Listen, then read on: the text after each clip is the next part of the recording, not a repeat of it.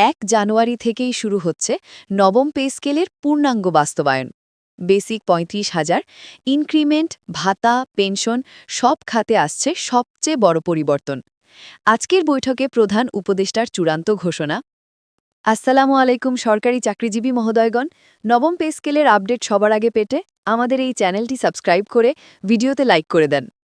নবম পে স্কেলে সবচেয়ে বড় পরিবর্তন হল সর্বনিম্ন বেসিক এখন ৩৫,০০০ টাকায় উন্নীত হয়েছে এবং বেতন কাঠামো কার্যকর হচ্ছে ১ জানুয়ারি থেকেই। এছাড়া ইনক্রিমেন্টের ধরন, হাউস রেন্ট, মেডিকেল, কনভেয়েন্স সহ ভাতার সব সেক্টরেই এসেছে বড় পরিবর্তন।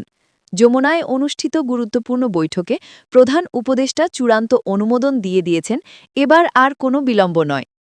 সরকারি চাকরিজীবীদের জন্য এই সিদ্ধান্তকে বলা হচ্ছে সবচেয়ে বড় রূপান্তরের মুহূর্ত। দীর্ঘদিন ধরে স্থগিত থাকা পে স্কেলের আলোচনা, কমিটি রিপোর্ট, সুপারিশ, সংশোধন সবকিছু মিলিয়ে অবশেষে নতুন কাঠামো সম্পূর্ণ বাস্তবায়নের পথে। কর্মচারীদের বড় অংশ মনে করছেন এই সিদ্ধান্ত কার্যকর হলে তাদের আর্থিক চাপ কমবে, বিশেষত নগরভিত্তিক জীবনযাত্রার ক্রমবর্ধমান ব্যয়ের সঙ্গে তাল মিলাতে এই সমন্বয় অত্যন্ত জরুরি ছিল। নতুন বেতন কাঠামো অনুযায়ী প্রতিটি গ্রেডে শুধু বেসিক নয়, ভাতার হারও নতুনভাবে পুনর্নির্ধারিত হয়েছে। সবচেয়ে বড় পরিবর্তন এসেছে হাউস রেন্টে। আগের তুলনায় এবার অনুপাতিক হারে বৃদ্ধি করা হয়েছে। বিশেষ করে বড় শহর, জেলা শহর এবং উপজেলা পর্যায়ের কর্মচারীরা সমানভাবে সুবিধা পাবেন। মেডিকেল ভাতা ও কনভেয়েন্সেও উল্লেখযোগ্য বৃদ্ধি এসেছে, যাতে কর্মচারীরা বাস্তব জীবনের খরচের সঙ্গে মিলিয়ে উপকার পান। এই পে স্কেলে প্রথমবারের মতো কিছু নতুন নির্দেশনাও যোগ হয়েছে, যেমন কর্মচারীদের কর্মসম্পাদন মূল্যায়ন আরও আধুনিকভাবে করা হবে এবং ভবিষ্যতে ইনক্রিমেন্ট নির্ভর করবে কর্মদক্ষতা, উপস্থিতি, কাজের গুণগত মান এবং ডিজিটাল সিস্টেমে নথিভুক্ত রেকর্ডের উপর। এই অংশটিকে সরকার বিশেষ গুরুত্ব দিচ্ছে, কারণ কর্মদক্ষতা বাড়ানোই এর মূল উদ্দেশ্য। বৈঠকে জানানো হয়, যাদের বেতন পূর্বের কাঠামোতে তুলনামূলক কম ছিল তারা নতুন কাঠামোয় সবচেয়ে বেশি লাভবান হবেন। বিশেষ করে তৃতীয় ও চতুর্থ শ্রেণীর কর্মচারীদের জন্য এটি একটি বড় আর্থিক স্বস্তি। নতুন কাঠামোয় বেতন ও ভাতা এমনভাবে সাজানো হয়েছে যেন প্রতিটি গ্রেডে ন্যূনতম জীবনযাত্রার খরচ মেটানো সম্ভব হয়। এছাড়া নতুন পে স্কেলে প্রথমবারের মতো যুক্ত হয়েছে কিছু নিয়মিত সুবিধা, যেমন ডিজিটাল ওয়ার্ক রিপোর্টিং বোনাস, বিশেষ দায়িত্ব ভাতা এবং প্রান্তিক এলাকায় কর্মরতদের জন্য অতিরিক্ত আর্থিক সহায়তা। এই সুবিধাগুলো কর্মচারীদের উৎসাহ বাড়াবে বলে আশা করা হচ্ছে, বিশেষ করে যারা দূরবর্তী এলাকায় কাজ করেন। প্রধান উপদেষ্টা বৈঠকে জানান, সরকার চায় কর্মকারীদের বেতন বাস্তবসম্মত হোক। ক্রমবর্ধমান বাজার মূল্য, বাসা ভাড়া, চিকিৎসা ব্যয় সবকিছু বিবেচনা করেই নতুন বেতন কাঠামো করা হয়েছে। পূর্বের অনেক সমস্যাগুলো চিহ্নিত করে এবার সেগুলো সমাধানের দিকেও নজর দেওয়া হয়েছে। উদাহরণ হিসেবে বলা যায়, ইনক্রিমেন্টের স্বচ্ছতা, গ্রেড বিভাজন, গ্রেড জাম্পিং, ন্যায্যতা ও আনুপাতিক সমন্বয়। নতুন কাঠামোর সবচেয়ে আলোচিত অংশ হল ইনক্রিমেন্ট পরিবর্তন। এবার ইনক্রিমেন্ট শুধু নির্দিষ্ট এক রেটের উপর নির্ভর না করে গ্রেড অনুযায়ী আলাদা করা হয়েছে, আর এই ইনক্রিমেন্টের সর্বোচ্চ সীমাও বাড়ানো হয়েছে, যার ফলে দীর্ঘদিন চাকরিতে থাকা কর্মচারীর আর্থিক সুবিধা আগের তুলনায় উল্লেখযোগ্যভাবে বড় হবে।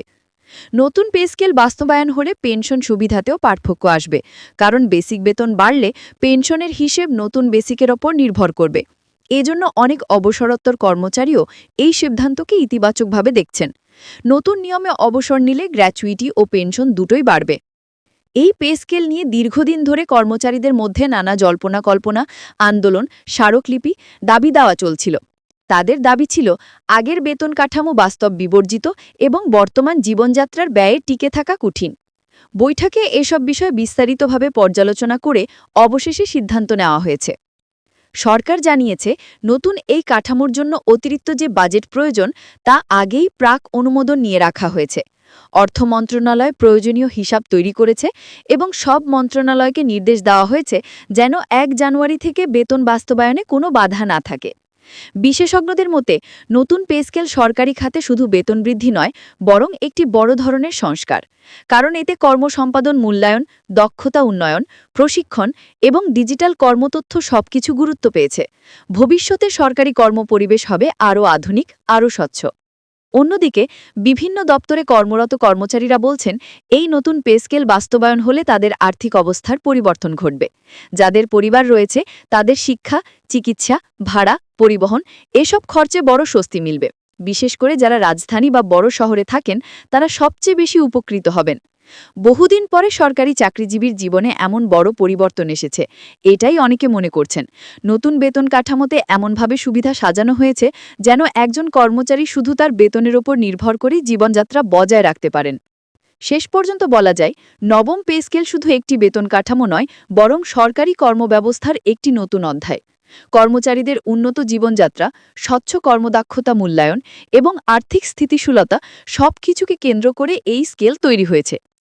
এটি বাস্তবায়ন হলে সরকারি চাকরিতেও আগ্রহ বাড়বে, দক্ষ জনবল তৈরি হবে এবং দেশের প্রশাসনে নতুন গতি আসবে। নতুন এই কাঠামো কার্যকর হলে বাজেট ব্যবস্থাপনায় কিছু পরিবর্তন আনতে হবে বলে জানিয়েছেন সংশ্লিষ্ট মন্ত্রণালয়ের কর্মকর্তারা। কারণ বেতন ভাতা বৃদ্ধির সঙ্গে সঙ্গে বার্ষিক ব্যয় বৃদ্ধি পাওয়াটাই স্বাভাবিক। এজন্য বছরে কয়েকটি ধাপে বাজেট পুনর্বিন্যাস করা হবে এবং প্রতিটি দপ্তরকে খরচের হিসাব সঠিকভাবে সংরক্ষণ করতে নির্দেশ দেওয়া হয়েছে। সরকার বলছে, কর্মচারীদের বেতন বৃদ্ধি শুধু ব্যক্তিগত জীবনে স্বস্তি আনার জন্য নয়, এটি দেশের সামগ্রিক অর্থনীতিতেও ইতিবাচক প্রভাব ফেলবে। কারণ কর্মচারীরা বেশি অর্থ ব্যয় করলে বাজারে অর্থপ্রবাহ বাড়বে, ব্যবসা বাণিজ্য সক্রিয় হবে এবং ভোক্তা চাহিদাও বৃদ্ধি পাবে। এই বহুমুখী প্রভাবই নতুন পে স্কেল বাস্তবায়নের অন্যতম লক্ষ্য।